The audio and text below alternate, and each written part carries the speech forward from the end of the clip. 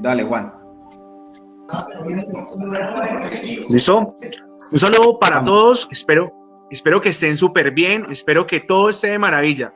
Hoy queremos conversar de una manera amena. Queremos entablar una gran conversación con nuestro representante del Putumayo, con María Camila de Villagarzón.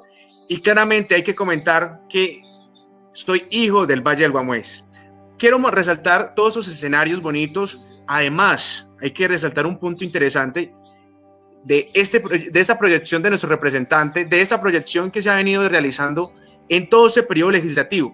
Pero antes de eso yo quiero anotar algo para todos los que nos ven, los que nos escuchan, y es algo muy importante, y es la clasificación que hay en las ramas del poder público. Y hay que entender algo. Primero, que hay tres ramas, que es la legislativa, ejecutiva y judicial. La, la rama ejecutiva estará siempre el presidente, el alcalde. En la judicial estarán nuestros jueces de la República, y en la legislativa, que es la que se encuentra nuestro representante, está un escenario distinto. ¿Qué quiere decir cuando hay un escenario distinto? Que son diferentes las funciones que tiene nuestro representante en la rama legislativa que tiene el presidente y el alcalde en la rama ejecutiva. Es decir, mientras las proyecciones, las ejecuciones y los decretos que realizan los alcaldes, esos decretos no podrán realizarlos por medio de la esencia legislativa. ¿Cuál es la función entonces de nuestro representante? Amigos, amigas, son dos puntos esenciales que es, primero, control político al gobierno y a todos los entes administrativos a nivel nacional que se puedan proyectar en este escenario. Segundo, hacer leyes, la proyección de proyectos legislativos, incluso actos legislativos. Y muchos dirán, hombre, ¿qué es eso? La proyección de proyectos legislativos es crear leyes para todo este contrato social, para que la comunidad y para que todo el país, incluso nuestro Putumayo, tenga una mejor soberanía, un mejor ejercicio, esté regulada y esté dentro del marco de la ley. Y este escenario se presenta en esta proyección legislativa. Entonces, quiero resumir contando esto, que nunca va a ser igual o semejante las funciones que tenga un representante, un senador o un congresista aglomerado, tanto sea de Cámara Alta, Cámara Baja, es diferente a las funciones que tiene un alcalde, que tiene un presidente y claramente las funciones que tienen los jueces de la República.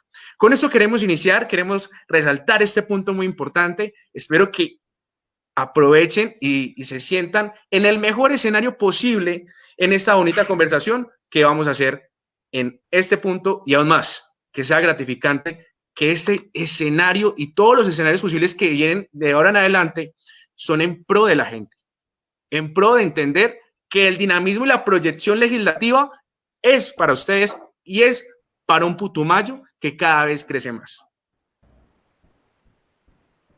Así es, Putumayo crece y por eso es para nosotros un verdadero gusto, un verdadero honor estar acompañando a nuestro representante a la Cámara por el Putumayo, Carlos Ardila del Partido Liberal. Les quiero comentar aquí, así como nos comentaba nuestro compañero, hay tres ramas del poder público y todos tenemos una participación en ellas, bien sea de manera directa, por ejemplo, a través del voto para elegir a esos representantes, o de manera indirecta, es decir, haciendo parte de un sistema que brinda las herramientas para llegar a esos puestos del servicio público del Estado. Miraba por ahí una reflexión que me parece muy valiosa recordárselas ahora antes de continuar, y es que el Estado es una ficción, el Estado son leyes, son acuerdos, son teorías que se materializan y que se hacen realidad en las personas. El Estado toma sentido cuando es ejercido por estas personas que conocemos nosotros como políticos.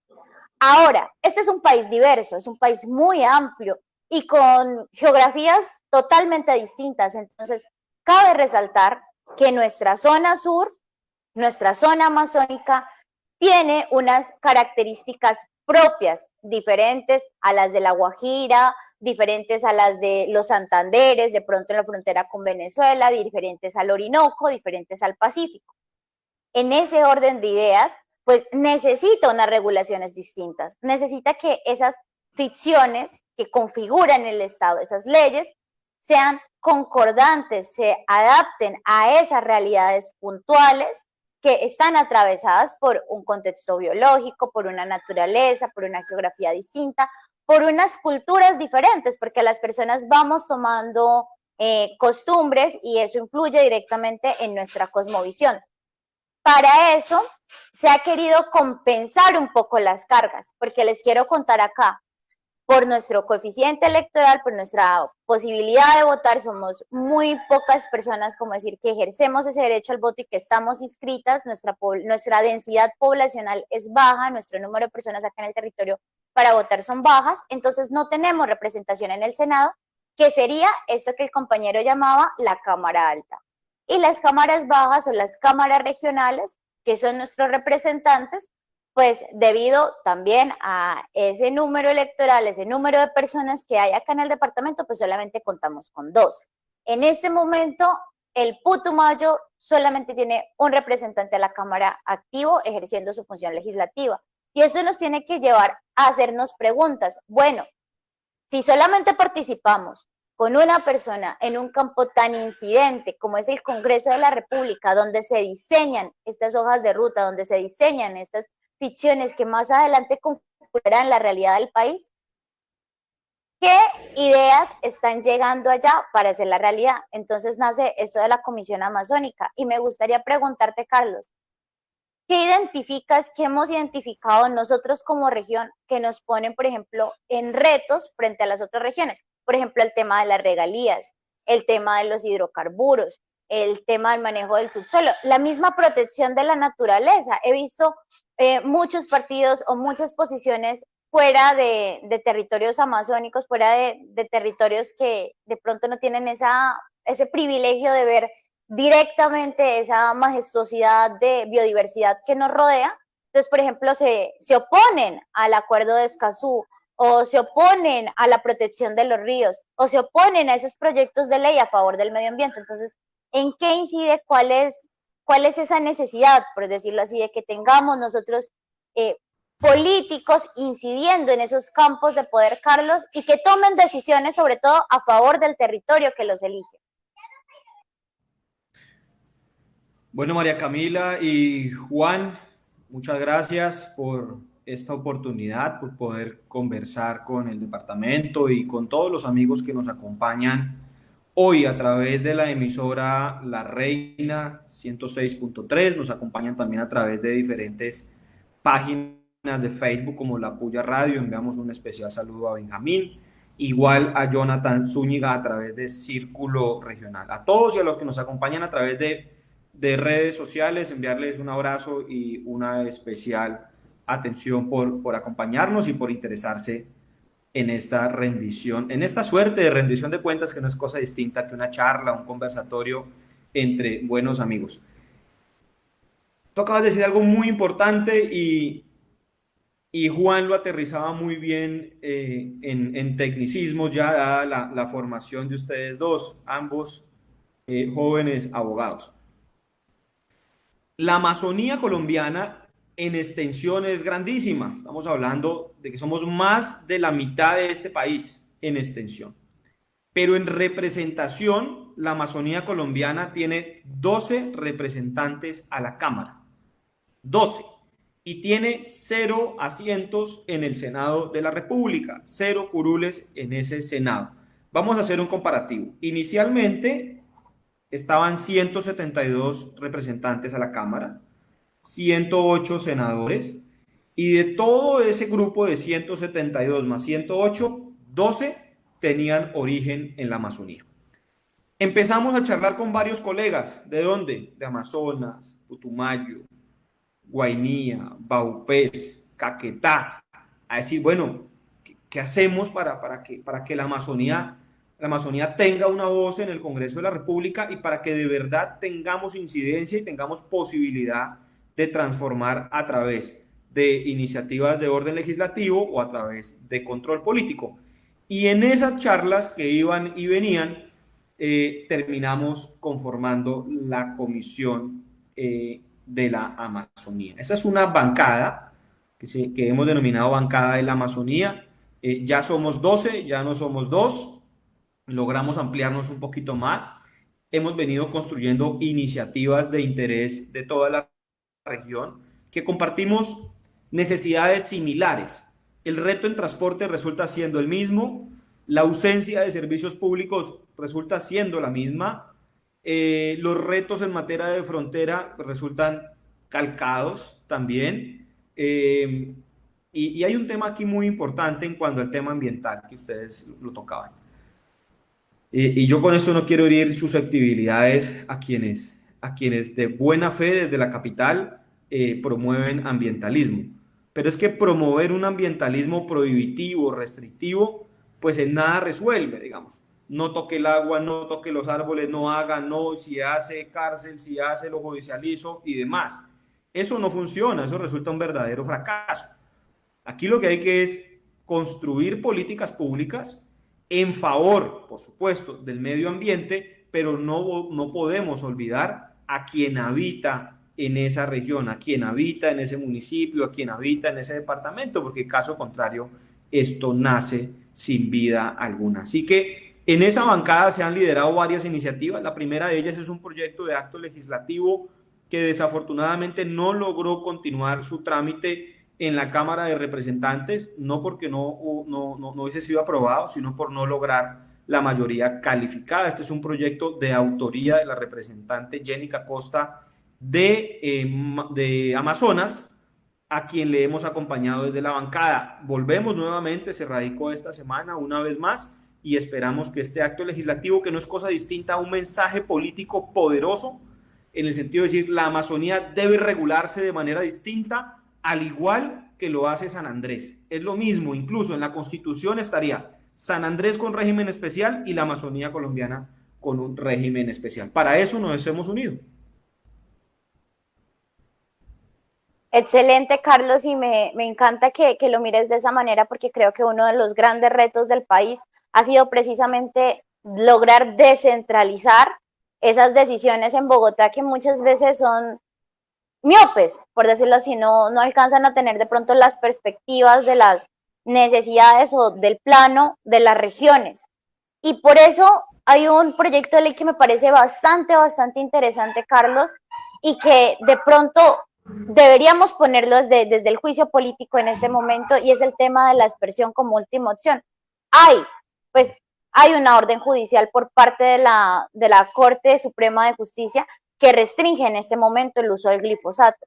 Aún así, se han desacatado órdenes, aún así se sigue usando, y precisamente porque dentro de esas ficciones que configuran el Estado, pues está permitido. O sea, está permitido de pronto porque quienes configuraron esa ficción de que el glifosato acabaría con el problema del narcotráfico en Colombia, pues de pronto estaban muy alejados realmente de lo que todo este flagelo implica en todos los niveles sociales. Entonces, ¿en qué quedó ese proyecto? ¿Cómo volver a esas iniciativas que son directamente mensajes políticos al gobierno para que respete la vida en esos territorios y para que asumamos de mejor manera las problemáticas dialogando con las comunidades, no acabándolas? Gracias, María Camila, por traer a la mesa este proyecto. Mira, aspersión como última opción es un proyecto de ley que se marca en dos grandes herramientas. La primera de ellas es la sentencia 236. Esta es una sentencia de la Corte Constitucional, y en esta sentencia la Corte Constitucional le fija al Estado colombiano unos mínimos si va a implementar aspersiones con glifosato. Le dice, usted lo puede hacer siempre y cuando cumpla con 1, 2, 3, 4, 5, 6 mínimos, le fija, de manera clara. Esos mínimos van desde lo ambiental hasta el impacto social. Nosotros en el año 2019 acompañamos la audiencia pública que tenía como propósito hacerle seguimiento a los compromisos consignados en esta sentencia. El gobierno a esa fecha, 2019, pues no cumplía con los mínimos. Y no cumplía, ¿por qué? Porque en materia ambiental el gobierno no ha logrado cuantificar cuál es el impacto, y cuál es el daño que causan las aspersiones con glifosato. 2. El gobierno no ha logrado demostrar, ojo a esto, que esto nos abre un campo interesante. El gobierno no ha logrado demostrar que exista un mecanismo menos efectivo que las aspersiones con glifosato. ¿Qué mecanismos hay o qué métodos hay? Está erradicación forzada y erradicación voluntaria, y el tercero sería aspersiones con glifosato o fumigaciones con glifosato. El gobierno hoy no ha logrado demostrar que en costo-eficiencia sea mejor asperjar que erradicar o que sustituir de manera voluntaria. El gobierno no ha logrado calcular los impactos ambientales ni los impactos sociales de este método para combatir los cultivos de uso ilícito. Por ende, yo no sé cómo van a avanzar. Otro tema importante, y ustedes dos por la formación nos ayudan en esto. El gobierno, la Corte le pide al gobierno que construya una política pública para este método de erradicación de cultivos de uso ilícito, y que esa política pública deberá debatirse en el seno de la democracia, de manera textual lo dice, en el Congreso de la República. Y hoy el gobierno propone un decreto que lo está construyendo el Ministerio de Justicia. Y reitero aquí la formación de ustedes dos. De un decreto a una ley de la República hay una diferencia abismal. Entonces, para mí, y lo he dicho ya en diferentes espacios, ya el gobierno arrancó mal y arrancó incumpliendo con la sentencia de la Corte Constitucional. ¿Por qué nos oponemos a las aspersiones con glifosato? Primero, porque no son efectivas. Fumigue 32 hectáreas, erradique 1 hectárea de manera definitiva, y de esa hectárea eliminada de manera definitiva le vuelven a sembrar entre el 47% y el 62%. Todas estas cifras son de la Policía Nacional, no son del representante Carlos Ardila. El costo está entre 102 millones y 108 millones de pesos hectárea asperjada, según fuente Mindefensa. Esto lo dijo el ministro Botero en la Corte Constitucional, en la audiencia pública en la Corte Constitucional. Por eso no funciona. ¿Qué cifras hay que resultan favorables? Pues resulta favorable la erradicación voluntaria o la sustitución voluntaria, que se logre un acuerdo entre campesino y Estado, y esto tiene un fondo, y el fondo dice que cuando usted logra eso, el gran capítulo de la sustitución voluntaria es la transformación del territorio, la inversión en bienes públicos, llevarle bienes públicos que están ausentes en territorio, bajo el principio de que si transformo territorio, transformo la vida de quien habita este territorio. Pero no nos hemos quedado con proyecto de ley, no nos hemos quedado con participar en la Corte Constitucional. Hemos realizado 3 debates de control político, María Camila y Juan, 3 debates de control político concentrados en la cartera de defensa, 2 debates al ministro Botero, 1 debate al ministro Carlos Olmes, que en paz descanse, y seguiremos. Tenemos uno más, lo citamos esta semana, nos lo acaban de aprobar, y seguimos insistiendo en el fracaso que resulta la política de lucha antidrogas en Colombia. Estuvimos en Washington también, vamos a volver este periodo, volveremos a Washington, estamos calculando agenda entre junio y julio para ir. ¿Y por qué ir a Estados Unidos? Ustedes se preguntarán, bueno, ¿y este man por qué le dio ahora por irse a Estados Unidos a hablar de lucha antidrogas? Y esto tiene una explicación muy sencilla.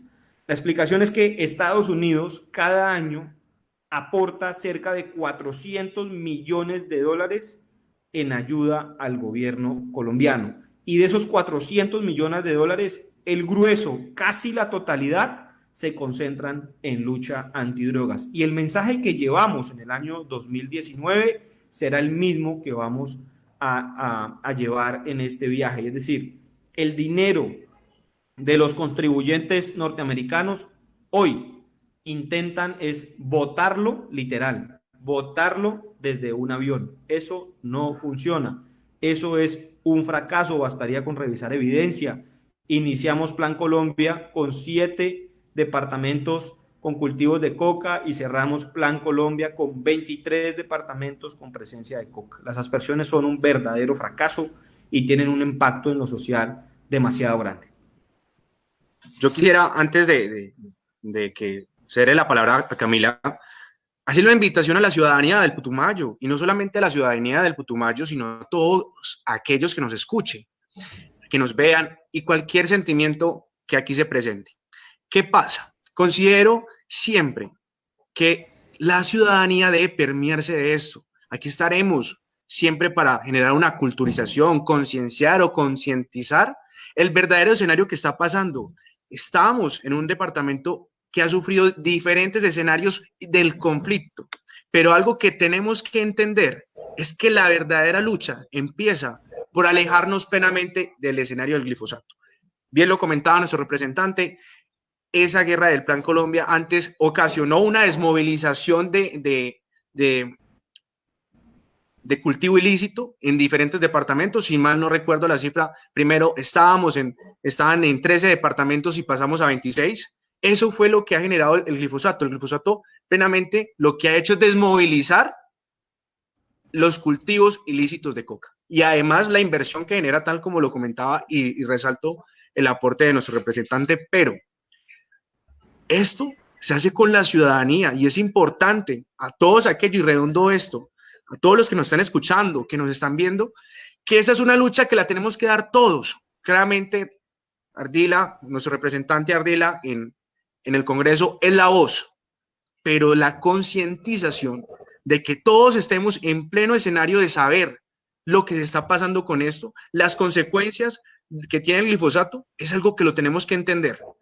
Es por eso que los invitamos a que nos permeemos un poquito de la situación. Aquí estamos puestos, sé que María Camila, sé que por mi parte y sé que por parte del representante, estaremos dispuestos siempre a generar los espacios para comentar esta dinámica y por qué es importante decirle no al glifosato.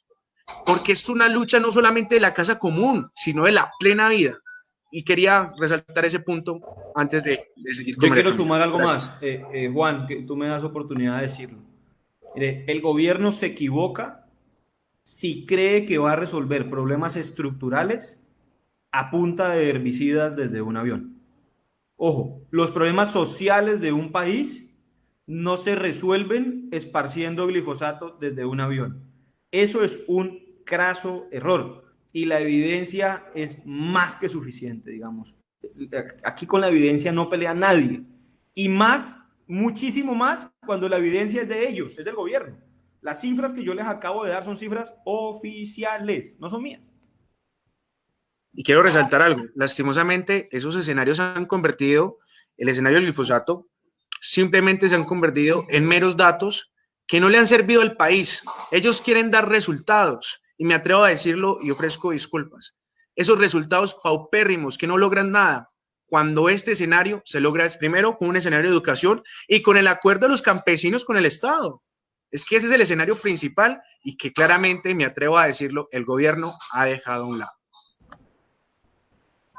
Así es, Juan Felipe, y aquí me surgen muchas preguntas y de pronto un poco más de incertidumbre que de certeza, a pesar de que es cierto, como menciona Juan Felipe, el tema de la esperanza y el trabajo en equipo como territorio para lograr asimilar una idea, para lograr observar esas decisiones gubernamentales que tienen que ver directamente con nosotros, pero que muchas veces no nos tienen en cuenta nosotros o que a la ciudadanía se la hace totalmente, se la deja indiferente de estas situaciones para permitirse atropellar, por decirlo así, otro tipo de órdenes judiciales o los controles políticos que el mismo Estado establece. En este sentido, les quiero comentar, el día 8 de marzo estuvimos un grupo de mujeres lideresas de diferentes regiones del departamento en la Asamblea Departamental del Putumayo. Y entre otras cosas, señalamos 3 puntos cruciales. La primera es el retorno de la guerra.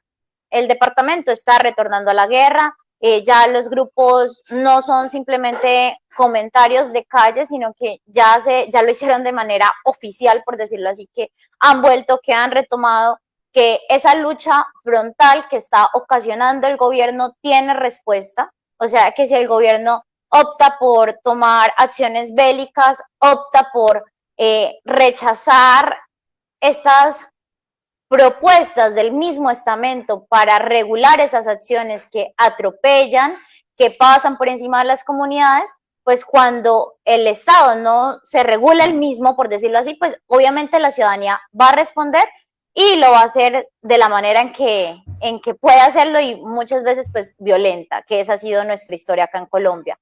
La segunda, pues recalcar el tema de la lucha antidrogas, creo que es algo que más de 30 años en el planeta, ocasionando un sinnúmero de inconvenientes y de cosas, pues casi 40 años, porque ya estamos en el 2020 y desde los 80, pues que se incrementa esa lucha frontal, entonces es algo que ha fracasado y el reclamo de muchas de estas mujeres fue, bueno, ¿por qué no miramos la opción de la legalización? Estuve mirando también que hay opciones de regularización sobre los cultivos. Y muchas de estas mujeres decían, es que nosotras somos mujeres raspachinas.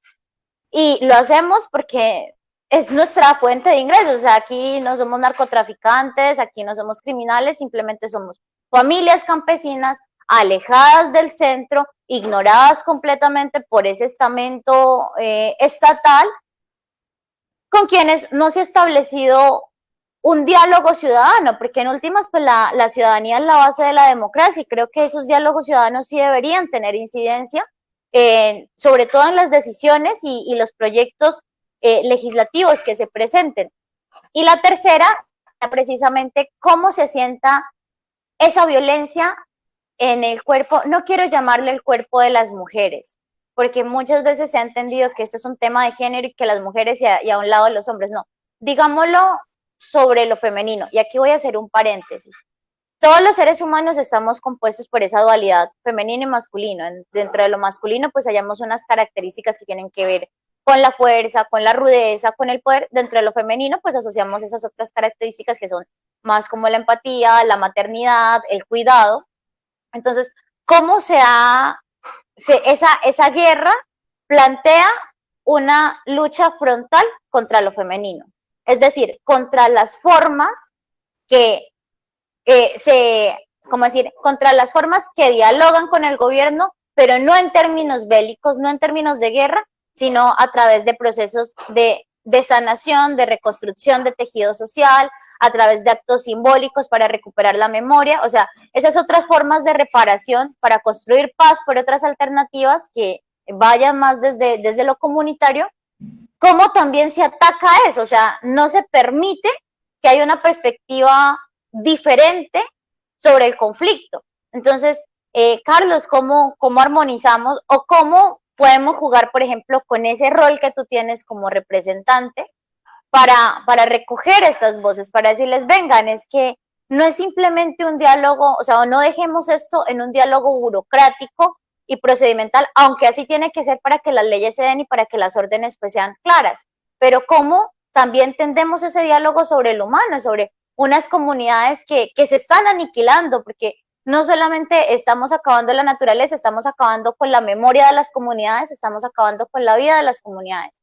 Y aquí es un buen espacio para recordar y conmemorar a todas esas personas que han perdido su vida tratando de llevar un mensaje pacífico, que la guerra les ha arrebatado ese mensaje con fuego, mensajes de paz. Entonces, ¿cómo decirle también ahora en esa visita que estés por allá en Estados Unidos, venga, hay otras formas, hay más que experimentar por este lado, que no sea simplemente satanizar la planta, porque es que estamos satanizando la planta, pero no nos estamos dando cuenta de los efectos sociales. Póngale, hoy hagamos un escenario ideal que erradiquemos la coca del mundo. ¿Será que el crimen va a acabar ahí el día que erradiquemos la coca del mundo o estas estructuras mafiosas, digámoslo así, van a empezar a utilizar van a utilizar otras formas de enriquecerse, de lucrarse? Por ejemplo, ahorita este tema del conflicto pone en la mesa la discusión sobre las armas, sobre el tráfico de armas en el país, que ha incrementado la guerra y ahora pues proponen por allá en el Congreso un partido X que legalización de las armas, Dios mío. Entonces uno dice, bueno, ¿hacia qué lógica? O sea, ¿hacia qué lógica caminamos con esta comprensión de la guerra? Y ya para cerrar, quiero tocar un punto que me parece muy importante y es ese de poder prestar el servicio militar en el cuerpo de bomberos.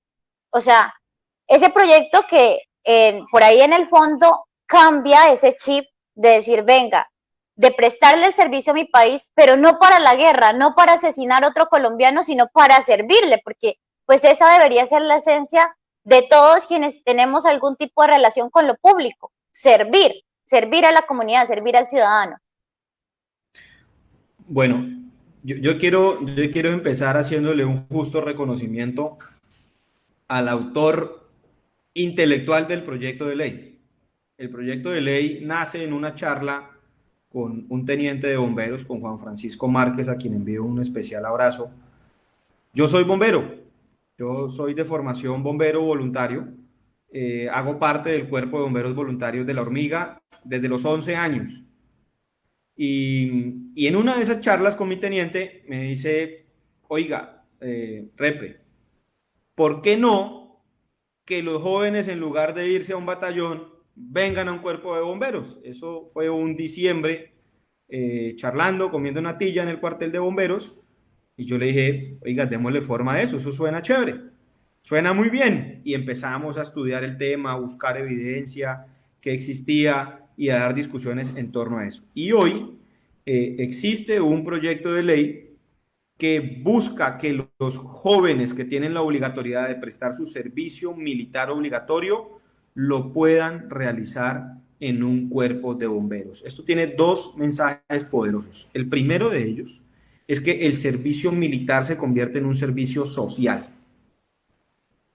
Aquí es, usted pasa de ir a aprender a hacer la guerra o de ir a aprender a defender a un país desde un punto de vista militar coercitivo a usted hacerlo desde un punto de vista distinto, que es previniendo riesgos, mitigando emergencias y atendiendo las mismas, que eso se hace en un cuerpo de bomberos voluntarios.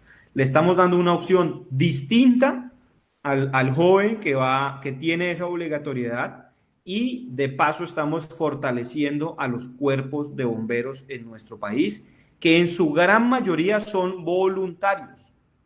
En el departamento del Putumayo, todos los cuerpos de bomberos son voluntarios. Esa es una labor social que cientos de putumayenses han realizado en favor de la comunidad, y a todos los bomberos y diferentes organismos de socorro un especial reconocimiento, porque esto se hace de puro corazón. Aquí no hay remuneración ni cosa parecida. Es el tiempo que se le dedica a estas instituciones que buscan es proteger a la comunidad. Así que este proyecto de ley es un proyecto de ley muy sentido que nació en el departamento del Putumayo y que esperamos tenga éxito en la discusión.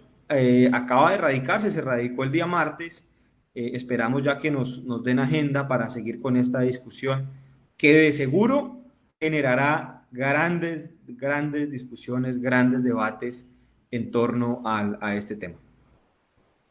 Yo quisiera comentar ahí, me parece genial eso, primero porque eso generaría un cambio tanto de las nuevas ciudadanías a cómo miramos el escenario de conflicto, y más, y vuelvo y lo reitero y redondo en eso, un departamento que ha sido golpeado pleno y fuertemente por el conflicto armado.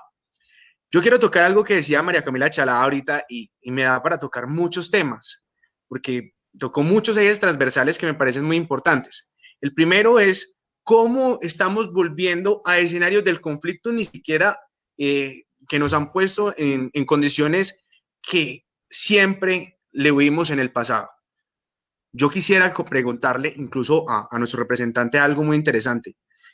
Desde mi visión, desde mi cosmovisión, sentí siempre que desde que inició el proceso de paz, los conflictos y los escenarios de guerra en nuestro Putumayo estaban atenuando. Pero con este gobierno se han venido agravando. Entonces quisiera saber la percepción de nuestro representante en cuanto a eso. Primero porque siempre hemos vivido con este escenario del conflicto, un escenario que ha sido muy difícil para todos los campesinos, para todos los comerciantes de nuestro bello Putumayo. Y aún más que esto ha sido siempre los escenarios que nos han llevado a diferentes puntos de vista desde la cosmovisión desde afuera. Incluso muchos de los que hemos viajado a diferentes departamentos nos dicen, venga, en el Putumayo todavía hay violencia. Venga, por ejemplo, mi, mi casa es la hormiga. ¿Cómo es la hormiga? ¿Verdad que en la hormiga hay ciertos escenarios de conflicto? Y yo siempre hablaba con mucha determinación y decir, desde que iniciamos el proceso de paz, las cosas han venido atenuándose de la mejor manera, hay mayor tranquilidad, pero que desde que inició el gobierno de Iván Duque, las cosas se han complicado en una manera impresionante. Entonces quisiera preguntarle cuál es la visión de nuestro representante en cuanto a ese proceso y en cuanto a los efectos que se han generado ahora en el actual gobierno. Entonces, quería saber eso. Bueno, Juan, yo hago parte de la Comisión de Paz del Congreso de la República, soy integrante de dicha comisión y en esta comisión nosotros tenemos una estrategia que se denomina del Capitolio al territorio. Y esta estrategia nos ha permitido recorrer diferentes departamentos para saber cómo va la implementación del acuerdo de paz. Visitamos Putumayo, el municipio de Puerto Asís en algún momento, luego estuvimos en Antioquia, en Córdoba, en Chocó, en Santanderes. Hemos recorrido el país recibiendo las voces de la comunidad para que no sea el representante el que diga cómo va, sino que sea quien habita territorio para que nos cuente qué ha pasado con la implementación del acuerdo y qué hemos encontrado. Lo primero que hay que destacar es que ese es un gobierno que se eligió en contra del acuerdo de paz. Su discurso fue el discurso del no. Esto no funciona, esto no sirve, le entregaron el país a los terroristas y bueno, y todo lo que ustedes han escuchado, le regalaron el Congreso, le dieron las curules y demás. Y eso generó mucho daño porque eso generó incertidumbre en la comunidad y generó incertidumbre entre quienes le habían apostado a realizar un acuerdo ya con el Estado. Y aquí me concentro en los campesinos que suscribieron acuerdos para sustituir los cultivos de uso ilícito. En Putumayo, entiéndase coca. Cerca de 20.000 putumayenses suscribieron acuerdos con el gobierno para sustituir cultivos de coca. Logramos erradicar de manera voluntaria más de 10.000 hectáreas. Esto fue en un tiempo récord la erradicación porque era la misma comunidad la que estaba erradicando. Y luego viene el cambio de gobierno, agosto del 2018, y arranca el ministro Botero, recuerden ustedes, diciendo que volveríamos a las aspersiones con glifosato. Entonces, usted dice, acabo de suscribir un acuerdo, acabo de firmar, y acaba de salir el ministro a decir que mientras yo firmo en Putumayo, este señor va a iniciar aspersiones con glifosato, y eso genera incertidumbre. Citamos ese primer debate de control político, luego insistimos con un segundo debate, y en ese segundo debate ya el ministro nos dijo que las aspersiones iban a ser vía dron, luego tendríamos una oportunidad de discutir en Putumayo y en esa oportunidad el gobierno nacional expresó que no existían recursos para más procesos de sustitución voluntaria porque esto tendría un altísimo costo fiscal y que el gobierno no tenía plata para sustitución voluntaria. Pero mientras decía que no tenía plata para sustitución, los ministros no escatimaban esfuerzos en anunciar que volveríamos a la aspersión que por supuesto tiene un costo superior a la sustitución y a la misma erradicación forzada. Entonces, ¿qué viene? Pues esa pérdida de confianza entre comunidad, campesino y Estado y esa distancia genera un costo enorme. Ese costo ha sido grandísimo y lo hemos recalcado en muchos escenarios. Ha sido muy costosa la posición que asumió el gobierno. Hoy vemos a un consejero presidencial que intenta moderar esa posición, que intenta decir que hay que invertir en territorio. En eso tenemos muchas coincidencias con el consejero Archila, que esto se transforma en la medida en que lleguen bienes públicos a territorio, de acuerdo con el consejero. Se han invertido cerca de 300.000 millones de pesos en bienes públicos en territorio entre 2018 y 2020, a corte diciembre del 2020. Esperamos que sean muchos más, que lleguen más vías, que llegue más energía, que llegue salud, que llegue educación de mejor calidad. Todo eso es verdad, pero aquí lo que hay que recuperar es la confianza entre comunidad y Estado. Llámese Pedro, llámese Juan, llámese María, como se llame el presidente de la República, esa relación entre comunidad y Estado es valiosa y desafortunadamente la hemos perdido. Ahora, ¿se ha recrudecido el conflicto? Sí, la evidencia así lo dice. Todas las semanas registramos muertes en diferentes municipios del departamento del Putumayo. Esta semana tristemente denunciábamos y rechazábamos el homicidio de una lideresa indígena, de María Bernarda Guajibioy, quien perdió su vida en el municipio de Valle del Guamués.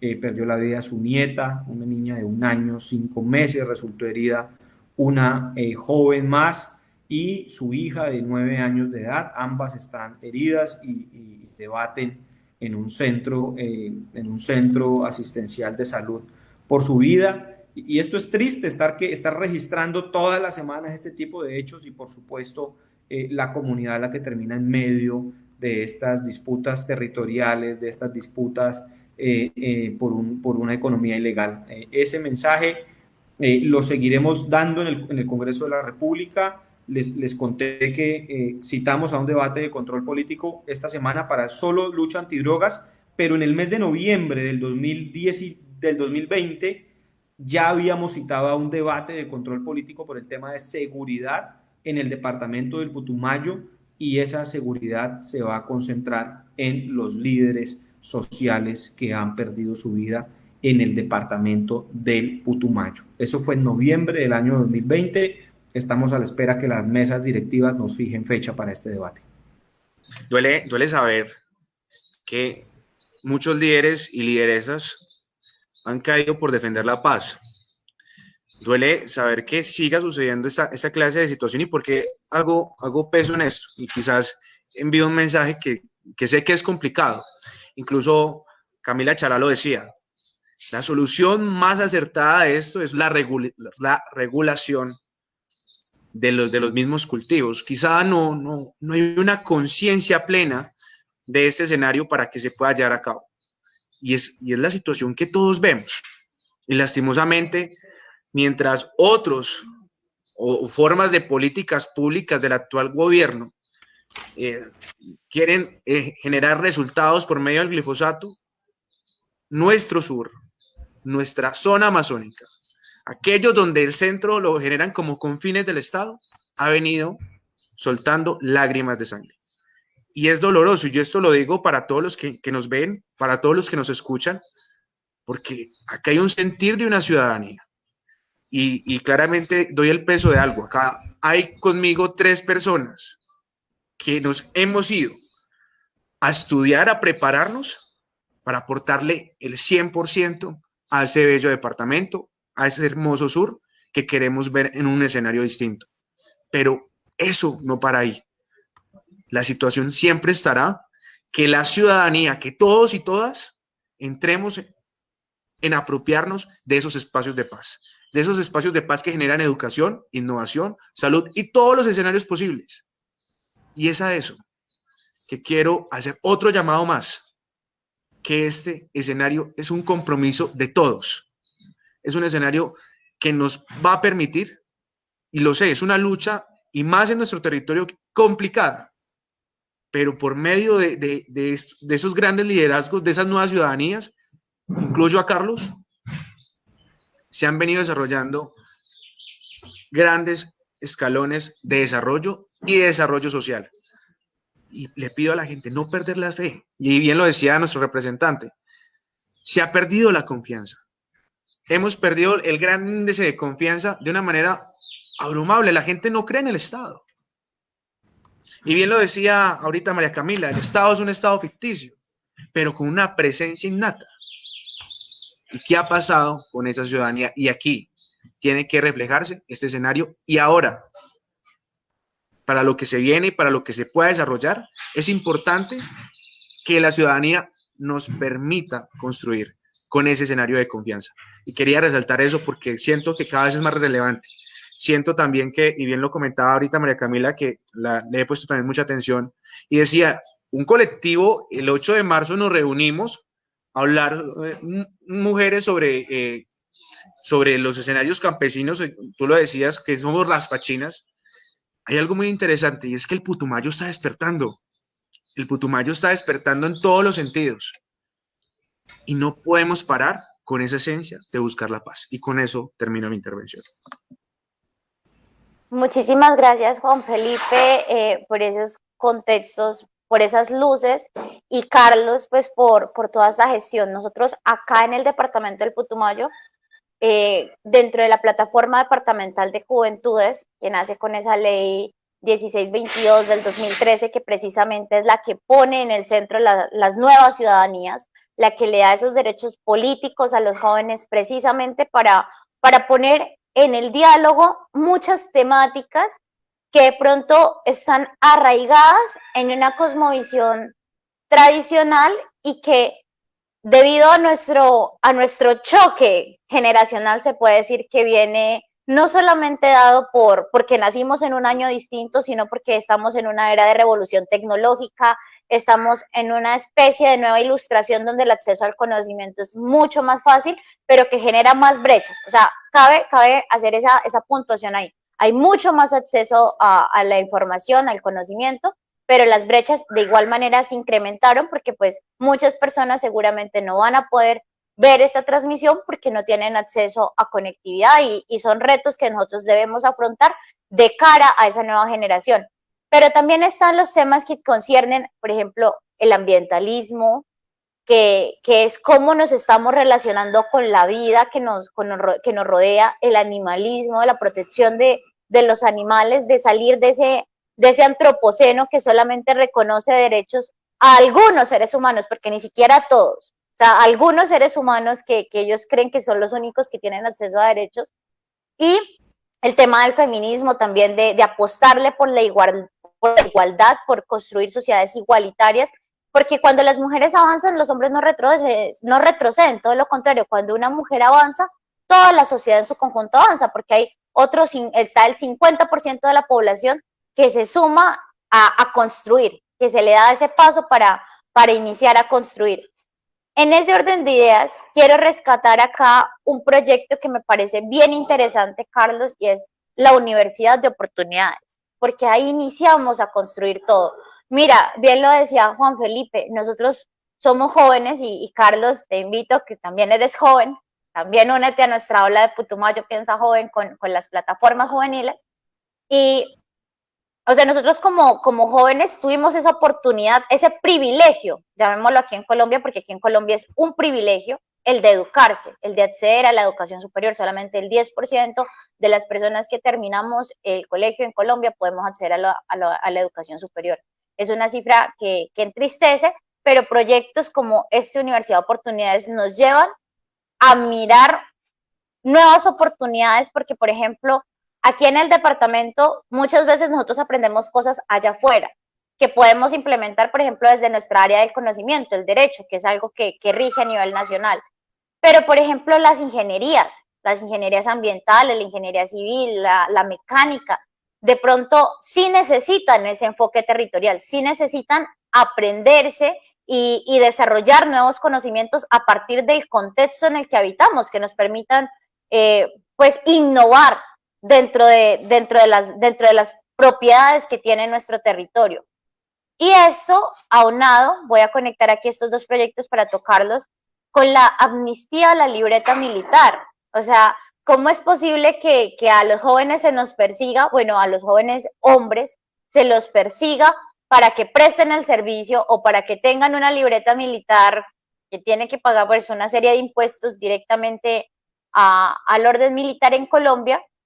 Pero ¿por qué no se los persigue? ¿Por qué no se los presiona para educarse? Pero es que la educación no es simplemente el pegar el título en la pared o el colgar el título y sacar la tarjeta profesional y empezar a ejercer, sino que la educación tiene que tener un componente integral que nos permita construir ciudadanías éticas, que nos permita construir ciudadanías, que nosotros no tenemos ciudadanos. Por ejemplo, todas estas decisiones que nosotros hemos denominado aquí entre líneas arbitrarias, que se toman por parte del gobierno central, porque si no fueran arbitrarias, seguramente estuviéramos en un contexto de diálogo y de construcción de paz integral entre las bases ciudadanas y el Estado central, pero eso no ha pasado, y es precisamente porque a pesar de que nos denominamos democracia, no hemos asumido la ciudadanía, que es la esencia de la democracia. O sea, no, esas voces todavía se siguen tomando como menos, todavía legitimamos que unos seres humanos, que compatriotas de nosotros tengan menos derechos, entonces salen eufemismos como las máquinas de guerra, o salen eufemismos como es que no estaban recogiendo café, y nosotros quedamos anonadados. Bueno, entonces Si no es una máquina de guerra, entonces es la carne de cañón del Estado que viene y te exige tener la libreta militar o prestarle el servicio militar. Ahorita pues ya habíamos tocado el tema de esa opción tan positiva que es prestarlo en el cuerpo de bomberos, y el tema de la universidad de oportunidades, o sea, aprovecharse de esos vacíos en la formación, de esos vacíos en el acceso al conocimiento, porque recordemos también que la guerra ha destruido ese componente social, esos tejidos de las comunidades que les permiten replicar sus propios conocimientos. Entonces estamos aniquilando culturas. Y perdón aquí por lo que voy a decir porque puede ser muy fuerte, pero si nosotros permitimos, si nosotros seguimos, perdón, con esta indiferencia frente a las masacres que están habiendo, frente al exterminio de los líderes, estamos permitiendo un genocidio, porque nuestras comunidades son tan diversas, que tienen conocimientos tan propios que podrían enriquecernos tanto como región, y nos estamos negando a ello. Entonces, María Camila, tú me has dado oportunidad para hablar de dos temas importantes. El primero de ellos es Universidades de Oportunidad, que es un proyecto de ley muy bonito, muy sentido, que busca permitirle al Instituto Tecnológico del Putumayo que se transforme en la Universidad de los Putumayenses, que el Instituto Tecnológico del Putumayo sea la Uniputumayo. Este proyecto de ley ya cumplió con su trámite en la Cámara de Representantes, tuvo discusión en Comisión Sexta, fue aprobado de manera unánime en la plenaria de la Cámara de Representantes y hoy está listo para ser debatido en la Comisión Sexta de Senado y posteriormente su último debate en el Senado de la República. ¿Qué busca este proyecto? Que los institutos tecnológicos del país, que al momento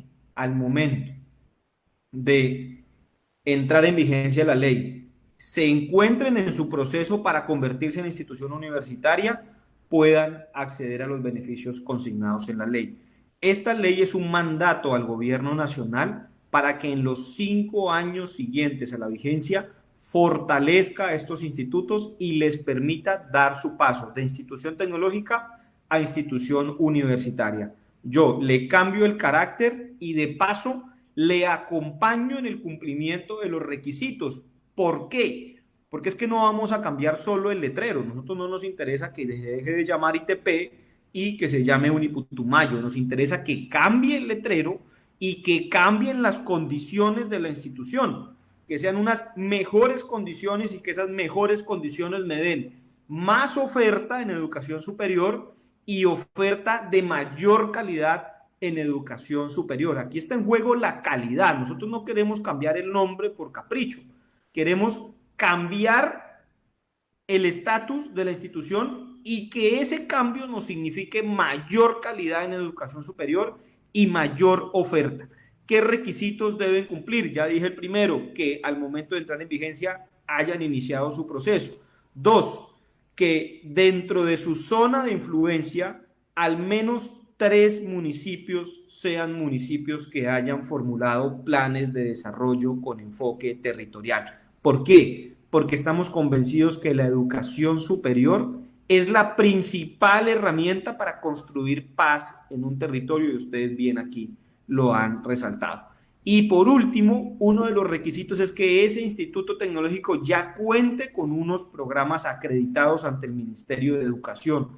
Reitero el mensaje, calidad. Aquí no le vamos a cambiar el nombre a cualquier institución por capricho ni cosa parecida. Vamos a lograr que a través de este proyecto de ley fortalecer esta institución a través de su cambio de carácter y así vamos a lograr que el Instituto Tecnológico del Putumayo sea la Universidad del Putumayo, sea Uniputumayo. Ya contamos con el acompañamiento del Ministerio de Educación después de innumerables reuniones, después de innumerables discusiones de orden técnico. Este proyecto de ley es mejor proyecto de cuando radicamos, se ha enriquecido con cantidad de expertos que han aportado del sector público, del sector privado, nos hemos valido también de universidades privadas para que nos ayuden en este tema, hemos buscado acompañamiento y apoyo de diferentes gremios también en este propósito y por fortuna el proyecto de ley hoy en la Comisión Sexta logró aprobación de manera unánime plenaria de Cámara de Representantes, votación unánime, y hoy en Comisión Sexta estamos ya ambientando el tema para que en este nuevo periodo de sesiones logremos avanzar.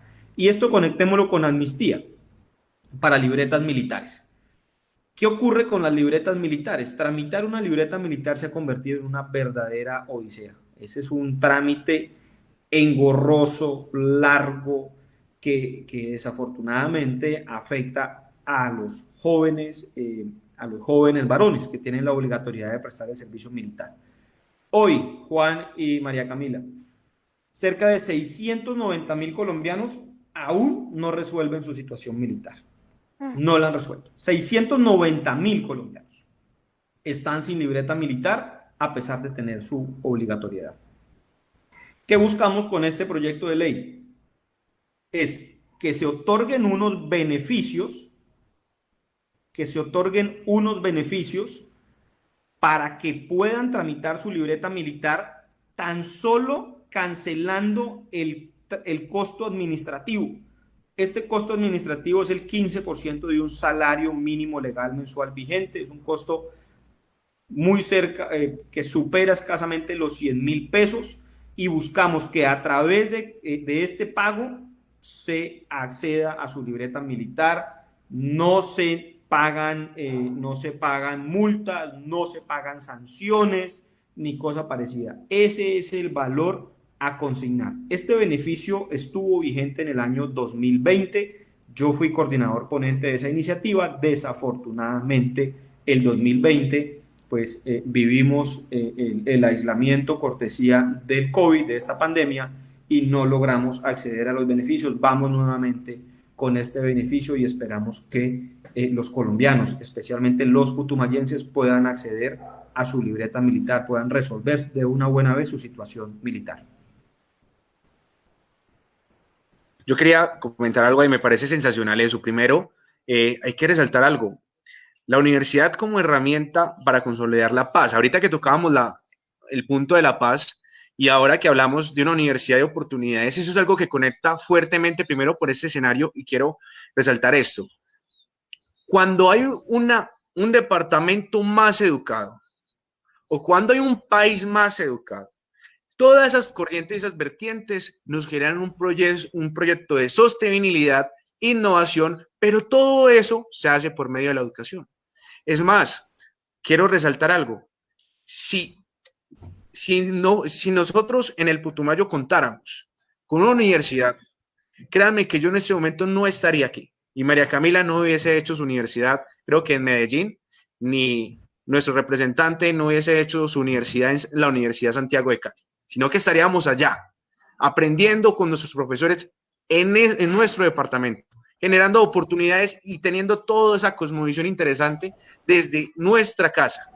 Y eso es algo muy importante, apostarle a eso, es apostarle a los primeros caminos de paz que podemos construir para todas las generaciones venideras. Y quiero resaltar algo. Ese escenario de amnistía para la libreta militar, eso nos va a permitir tener un Putumayo más tranquilo. Lo digo porque más tranquilo. La población joven siempre tiene ciertos reparos contra estos escenarios. No, me hace falta la libreta militar. ¿Qué vamos a hacer? No encuentro trabajo, no tengo diferentes escenarios. Vamos a pagar servicio. Y solamente ven esa opción porque lo último que ven es posiciones para el conflicto y nada más que se pueda desarrollar entre los desarrollos que permitan construir departamento. Y quiero tocar algo que decía María Camila y que le comentaba ahorita a nuestro representante, que se uniera a esta ola joven, yo creo, y quiero hacer una anotación para todos. Todos somos jóvenes. La juventud no solamente es una etapa cronológica, la juventud es un estado de aclamar justicia, de querer paz. La juventud es todo aquello que nos inspira a construir un departamento y un país. Entonces, en ese orden de ideas, considero que aquí habemos una ola joven que queremos construir. Con eso termino. Juan, un tema que me parece importante, y yo me voy a anticipar, voy a soltar aquí una primicia. Vamos a radicar un proyecto de ley que tiene que ver con los costos de las libretas militares, el valor que se paga por libretas militares. Aquí en este proceso de amnistía hemos evidenciado unos costos por libretas militares que resultan astronómicos. De verdad que no hay derecho que libretas militares tengan costos superiores a los 10 millones de pesos en el departamento del Putumayo. Esto no tiene presentación, esto se va a regular, radicaremos ese proyecto de ley en los próximos días, no lo hemos radicado a la espera de una información técnica que nos deben entregar en una institución del gobierno para poder nosotros radicar ese proyecto de ley, está ya avanzado, listo para poder radicar y esos valores se tienen que regular. No tiene presentación que el costo de una libreta militar supere los 10 millones de pesos. En un caso que lo evidenciamos en el departamento del Putumayo, aquí en el departamento del Putumayo, esto no es nada novedoso. Así que, mire, yo siempre digo cuando se habla de la nueva ola y de los jóvenes, y Juan dice que no es joven, que no se es joven por la edad o por la fecha que reposa en la cédula, y eso es muy cierto. Yo conozco mucho amigo, a quien cariñosamente le llamamos los amigos de la vieja guardia, que de verdad tienen una mentalidad muy, muy joven y de avanzada, o sea, mucho más allá que cualquiera que tenga la edad nuestra. Definitivamente la edad o la juventud no es un tema de edades, es un tema sin lugar a dudas de actitud. Y qué bueno que en el departamento se vengan generando este tipo de espacios y que ustedes, que son la generación del presente, estén activos y participen en diferentes escenarios. A María Camila la ha visto en muchos, Juan está hoy muy concentrado en el tema de educación superior y ha venido haciendo una tarea bastante significativa en Manizales, en Caldas, abriéndose espacio en el lugar donde estudió. Un amigo, yo estudié en Cali, y un amigo caucano tenía una frase que siempre me llamó la atención. Él decía que él era un desplazado académico. Entonces, siempre que hablábamos, votábamos corriente y charlábamos acerca del tema de educación superior, él decía, no se olviden que yo soy un desplazado académico. Entonces, él decía que como no logró ingresar a la universidad en el Cauca, tuvo que desplazarse hasta la ciudad de Cali, a adelantar sus estudios de educación superior. Y esa frase siempre se me quedó, y este amigo caucano, vecino, decía eso, yo soy un desplazado académico, porque en su departamento no logró acceder a la oferta que tenía la educación superior. Y estamos hablando del Cauca, que es un departamento con una universidad histórica como la del Cauca, y con cantidad de oferta en educación superior privada. Así que, lo que has dicho es muy cierto, muchos terminamos por fuera, no por elección, sino porque no existía ninguna opción distinta para adelantar estudios de educación superior. ¿Qué nos queda? ¿Qué nos queda en el tintero? Carlos, quiero con un tema que me parece supremamente importante y es el encuentro binacional. Por varios motivos. Primero, porque nosotros compartimos demasiado con la cultura ecuatoriana, pues nos queda más cerca Quito que Bogotá y eso deja mucho que decir, inclusive por tema de vías y todo. Pero además porque se están fluctuando nuevas problemáticas sociales y creo que es pertinente que las asumamos como territorio. Por ejemplo, pues como mujer y como joven quiero señalar aquí este punto que me parece muy triste y que nuestras autoridades tienen que poner en la mesa, y es la prostitución adolescente. Están prostituyendo niñas en la frontera, están prostituyendo niñas colombianas en la frontera con el Ecuador, en el Ecuador, y eso es triste. Pero además hay otras líneas de comunicación entre el Ecuador y Colombia, fuera de la criminalidad que en este momento hay una brecha cercana ahí, y tienen que ver también con el desarrollo, con la conexión de vías, con mejorar ese tránsito en la frontera, con mejorar el comercio de nuestra frontera en el Putumayo con el Ecuador ha permitido esa movilización también económica y todo. Entonces, ¿cómo podemos construir o cómo apostamos desde este proyecto de ley de la frontera binacional con el Ecuador para fortalecer esos lazos, para poder tomar acciones conjuntas? Creo que la región de Sucumbíos, la que está más cerca a nosotros como Putumayo, para tomar acciones conjuntas para mitigar tanto las problemáticas tan graves que se están dando, secuelas del conflicto y del narcotráfico, como también para asumir, o sea, nuevos propósitos, nuevas perspectivas, con visión hacia culturas pues de mayor hermandad y de mayor contribución pues económica entre esas fronteras. Bueno, María Camila, yo hago parte de la comisión segunda. Esta es la comisión que tiene a su cargo la discusión de asuntos de frontera, de comercio, de tratados binacionales e internacionales. Tenemos todo el tema de seguridad y demás. Y en esta comisión surgió la siguiente idea. Esta comisión por primera vez visitó la frontera colombo-ecuatoriana. Fuimos al CEA, fuimos al lugar de control en la frontera, estuvimos en el Centro Binacional de Atención Fronteriza, luego estuvimos en el puente internacional, visitamos las instalaciones, la precaria infraestructura que existe y finalmente sesionamos en el municipio de La Hormiga. La comisión segunda tuvo la oportunidad de escuchar a la comunidad y lo más importante, de recorrer la vía desde el centro binacional, desde el CEBAF, hasta Confamiliar, en La Hormiga, hasta el auditorio de Confamiliar. Y en esa discusión se contó del proyecto del encuentro cultural y artesanal colombo-ecuatoriano. Este es un encuentro que lleva ya varios años en el municipio del Putumayo y que tiene como propósito generar lazos de hermandad entre las dos naciones. ¿Qué surge aquí? Surge este proyecto de ley para que este encuentro, que es cultural y artesanal, con el propósito de unir esfuerzos, de generar hermandad entre las dos naciones, se convierta en patrimonio de la nación y así la nación pueda vincularse a dicha celebración, dado el impacto que tiene. Y quiero realizarle un especial reconocimiento al autor de esta iniciativa, al profesor Antonio Castillo, al profe Toño. A él le envío un especial saludo y un gran reconocimiento por ese gran trabajo que ha hecho en favor de la cultura, en favor del arte y por supuesto en favor de la integración de las dos naciones, que cada día se vive más, cada día tenemos mayor intercambio con Ecuador, cada día tenemos más hermandad. A Juan lo he visto bailar en varios colombos ecuatorianos.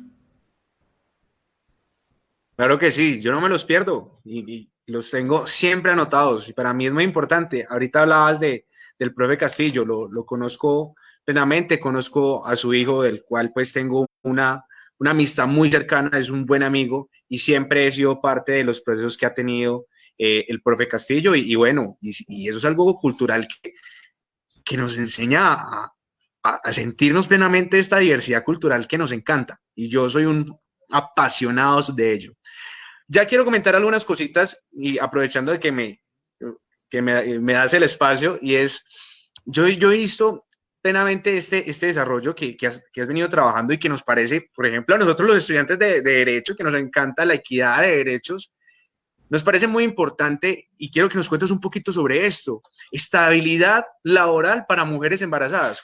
Si bien la Corte ya ha hablado mucho sobre eso, cuéntanos sobre ese proyecto legislativo que busca tener espacios remunerados para estas mujeres. Ese es un proyecto muy bonito, Juan. Es un proyecto bien bonito y María Camila, que ha hablado bastante del tema mujer, creo que esta es una herramienta real. Esto es transformación en favor de mujeres de verdad, verdad. Política pública real para mujeres. ¿Qué ocurre hoy?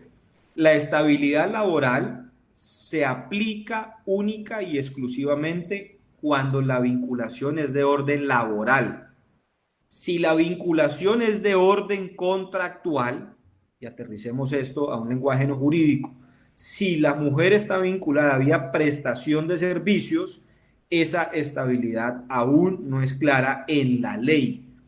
La jurisprudencia sí ha dicho una y otra vez que se aplica, pero ¿qué ocurre? Una mujer hoy debe acudir a un juez para que ese juez le tutele su derecho a la estabilidad laboral, que tiene como propósito que la mujer pueda seguir laborando, ojo a este tema que es importante, es una garantía para seguir laborando, para seguir trabajando, y que fruto de ese trabajo la mujer pueda seguir obteniendo unos ingresos, y esos ingresos tienen como fin dignificar la vida de la madre, de la mujer que está en estado de embarazo o que ya dio a luz, y del niño que está en el vientre o del niño que acaba de nacer. Esa estabilidad laboral resulta importante para evitar que las mujeres hoy acudan a un juez para que ese juez les tutele ese derecho, y fruto de esa tutela, que ya ahí tenemos una conflictividad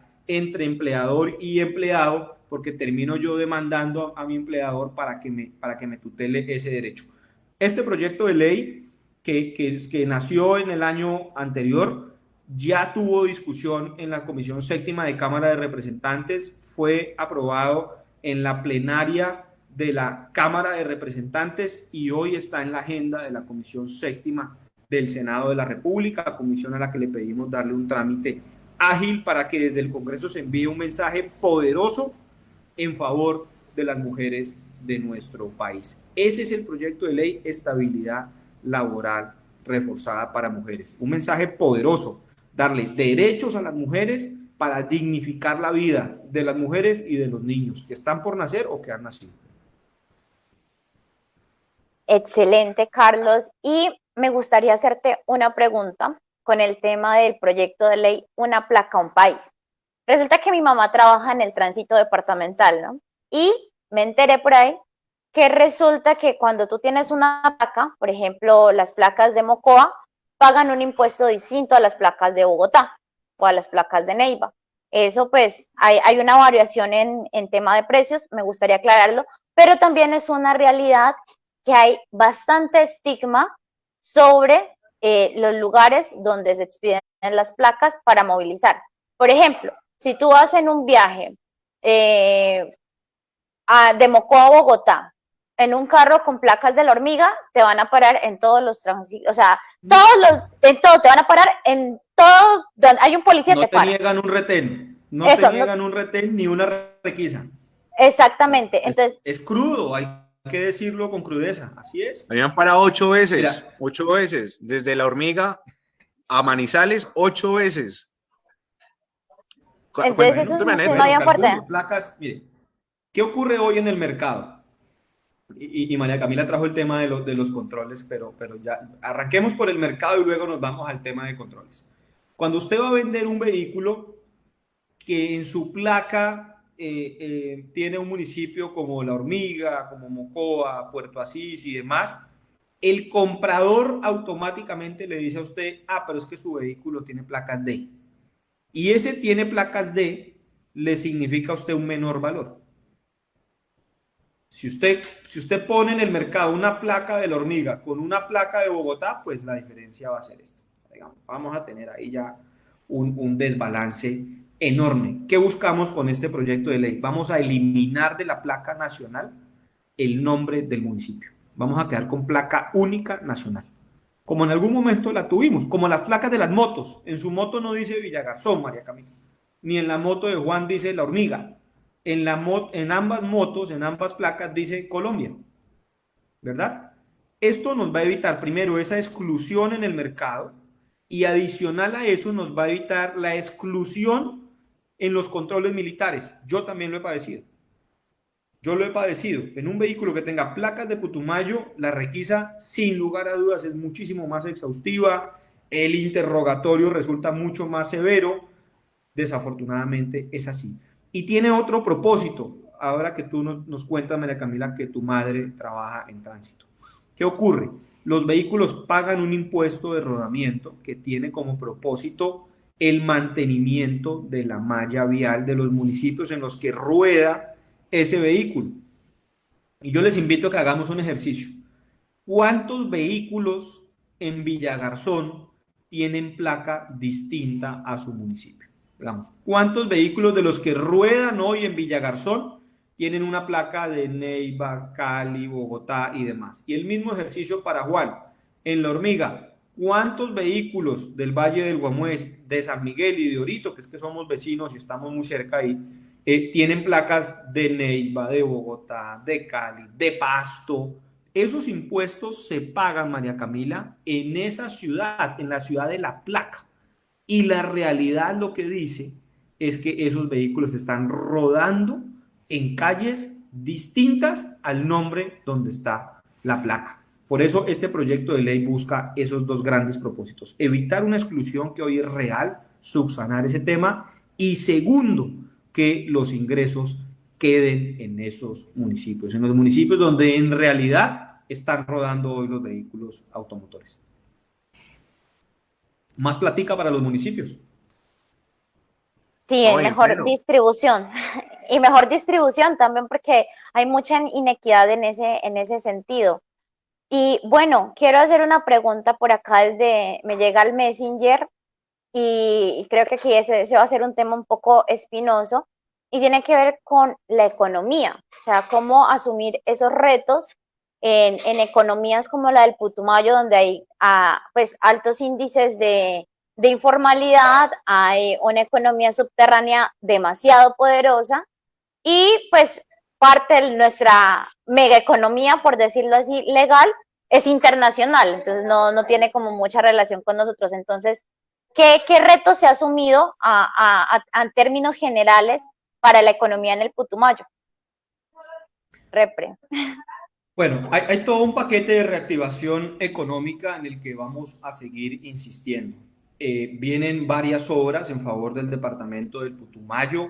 El gobierno nacional, por fortuna, se la jugó por la terminación de la variante San Francisco-Mocoa. Esta es una inversión de 1,2 billones de pesos. Seguiremos insistiendo para que las obras de la vía Puerto Asís, Santana, Mocoa, Neiva se reanuden, que esta vía de cuarta generación tenga de una buena vez inversiones, se realicen las obras, pueda reactivar la economía de nuestro departamento y en especial podamos recuperar esta vía que hoy resulta una verdadera tronera. Esto es una colección de huecos que no la tiene en ningún lugar del país. Hemos estado muy atentos en ese propósito y esperamos que este 30 de marzo finiquite y se formalice esta sesión para que inicien las obras, que son inversiones cercanas a los 3 billones de pesos. Seguimos insistiendo también en la terminación del corredor Santa Ana, Puente Internacional. Hoy se están realizando importantes inversiones en este corredor. Nos restan unos recursos. Hemos venido adelantando gestiones con la señora ministra de Transporte y con el director de Invías para que esta vía se termine. Un tema importante, María Camila. Hoy se construyen hoy se construyen estudios y diseños para la vía Porvenir Piamonte, Porvenir el Jauno Piamonte. Esos estudios hoy están en elaboración. Esa vía de la que tú tantos años has escuchado hablar a tu padre, a tu madre, a amigos y demás, hoy inició la construcción de estudios y diseños financiados por el Invías. Si logramos que estos estudios se entreguen de manera pronta, podemos presentar este proyecto como un proyecto regional por el impacto que tiene en Caquetá, en Cauca, en el sur del Cauca y en el departamento del Putumayo, porque nos va a unir a 3. Esos estudios y diseños tienen los estudios y diseños del puente sobre el río Caquetá para poder cruzar al vecino departamento del Caquetá. Seguimos insistiendo en el proceso de reconstrucción de Mocoa, que es un proceso valioso, significativo y necesario para la capital del departamento del Putumayo, para la capital de todos. Existen recursos en este proceso, pero recursos que están en fiducia y que hoy no se han invertido. Viviendas pendientes por construir, acueducto pendiente por terminar, viviendas en lo urbano, en lo rural que aún no llegan, obras de mitigación pendientes, y buscamos a través de ejercicio de control político que esas inversiones se realicen en territorio, pero lo más importante, que esas inversiones beneficien a quienes habitan el territorio, que los protagonistas sean los habitantes de Mocoa, los mocuanos, que sean ellos quienes reconstruyan su ciudad, que sean ellos quienes se encarguen de esta labor. Seguiremos atentos a este ejercicio. Hace poco más de un mes adelantamos una audiencia pública en la que los protagonistas fueron los habitantes, los damnificados de Mocoa, y seguiremos haciendo el ejercicio a través de unas mesas técnicas que la Contraloría General de la República ha ha dispuesto. Así que esos procesos nos van a permitir reconstruir y nos van a permitir dinamizar economía, María Camila. Excelente, Carlos, muchísimas gracias y gracias, Juan Felipe, también por permitirnos escuchar. Antes de cerrar, yo sí quiero salir de la duda y es, ¿en qué va Escazú? ¿Cómo vamos con el tema de Escazú? Y que le comentemos un poco pues a la gente acá qué es Escazú. Mire, en Escazú hay que decirlo crudo, franco, en Escazú nos están mamando gallo. Hay que decirlo así en lenguaje coloquial. Aquí en el acuerdo de Escazú, que es un acuerdo que tiene como gran propósito el acceso a la información en materia ambiental y la defensa de los líderes ambientales y todo un componente de justicia, de agilizar trámites en materia de justicia, podrían resumirse en esos tres grandes frentes, el acuerdo de Escazú, pues el gobierno nacional ha sido un ausente. Si bien ha dicho que lo apoya, si bien ha dicho que está de acuerdo, porque fue el mismo gobierno quien lo llevó a las comisiones y fue el mismo gobierno el que le impregnó el mensaje de urgencia, por eso sesionamos de manera conjunta en dichas comisiones. También es cierto, y hay que decir aquí, que varios sectores políticos, entre esos Partido Conservador, su presidente Juan Diego, el presidente de la Comisión Segunda de Senado, y la representante, la senadora, perdón, por el Centro Democrático, María Fernanda Cabal, pues han sido una verdadera piedra en la rueda y se han opuesto una y otra vez. María Fernanda Cabal de manera contundente diciendo que este acuerdo va en contravía de los intereses de la nación, que estamos negociando nuestra soberanía y que después de Escazú quien quiera construir un aljibe en su finca tendrá que tramitar una licencia ambiental y una cantidad de sofismas y de fantasmas que no son reales. Y Juan Diego, el senador, ha planteado una suerte de audiencias públicas para escuchar a la comunidad, pero desafortunadamente ese proceso de escucha, ese proceso de audiencia, pues nos ha dilatado la discusión. Seguiremos insistiendo. Esta semana nuevamente enviamos el mensaje de la urgencia de aprobar Escazú. Seguiremos con este mensaje. Yo hago parte de la Comisión Segunda, por fortuna ese proyecto está en mi comisión. Yo soy ponente de ese proyecto y por eso insisto en la urgencia de aprobar el tema. Como también vamos a insistir en algo, María Camila, que yo lo vi en el tema de reactivación, y es en la reapertura de la frontera en el municipio de San Miguel. Hoy lo que hay es una medida que no resulta efectiva, la gente está pasando no por el puente, sino por el río, y esto no tiene ningún sentido. Ya adelantamos conversaciones con la señora canciller, lo propio con el Ministerio de Comercio, para que nos acompañen en este propósito de que la frontera en el municipio de San Miguel, la frontera con Ecuador, se reaperture y esto tenga también un impacto en la economía de nuestro país, como también seguiremos avanzando en el propósito de que el muelle La Esmeralda en el municipio de Puerto Asís sea un muelle de verdad. ¿Y por qué no? Que el muelle se convierta en un puerto. Puerto Asís es una ciudad sin puerto. Hay que decirlo, el único puerto que tiene Puerto Asís es el del Letrero, no hay más. Los invito a que conozcan el muelle La Esmeralda en Puerto Asís. Ese muelle, lo digo con total sentido de ciudadano. Esto es una voz de ciudadano, no de representante. Es un muelle que nos produce pena. Es un muelle sin infraestructura, es un muelle sin inversión pública, y ese es el muelle que le permite a departamentos como el Amazonas abastecerse de bienes básicos como bebidas, alimentos, materiales de construcción. En este tema vamos a seguir insistiendo. Tenemos agendada una audiencia pública con la ministra de Transporte y en esa audiencia uno de los protagonistas será el tema del muelle. Bueno, se me quedan ya varios temas que me van quedando por fuera, variante, acueductos, el acueducto de Puerto Asís que está en construcción. Bueno, se nos fue el tiempo muy rápido. Ustedes son grandes conversadores, muy buenas charlas. Faltó el café, pero seguimos con muchos temas pendientes. Ya aquí los técnicos me están hace 10 minutos pidiendo ponerle fin. Queremos despedir a nuestros oyentes que nos acompañan a través de la Reina 106.3, a quienes nos acompañan en Facebook, a quienes nos acompañan en la Puya Radio y en las diferentes canales de Facebook. Quiero extenderles una invitación adicional. Hoy a las 4 de la tarde vamos a estar en el municipio de María Camila, en Villagarzón. Vamos a estar en un escenario de charla, en un escenario de escucha, fruto que ya este tema nos lo permite un poquito más, poder charlar, poder estar escuchando a la ciudadanía. Vamos a estar a las 4 de la tarde en la Plaza de Carnavales, 4 de la tarde en un espacio que hemos denominado Charlando con Ardila. Así que nos vemos en Villagarzón hoy, y yo quiero, antes de terminar esta charla, no sin antes, por supuesto, agradecer a María Camila por el tiempo, por el espacio, por las preguntas, por las inquietudes, y a Juan, a ambos, mi especial reconocimiento por la labor que vienen adelantando cada uno con mucho juicio, con mucha disciplina y con mucho amor por el departamento del Putumayo. Yo quiero que hoy le rindamos un especial homenaje a la lideresa indígena que perdió su vida esta semana en el municipio del Valle del Guamués, a María Juajibioy, a su nieta de tan solo 1 año 5 meses, enviarle un mensaje a su familia, al pueblo indígena, enviarle toda mi solidaridad y un abrazo a ellos. De verdad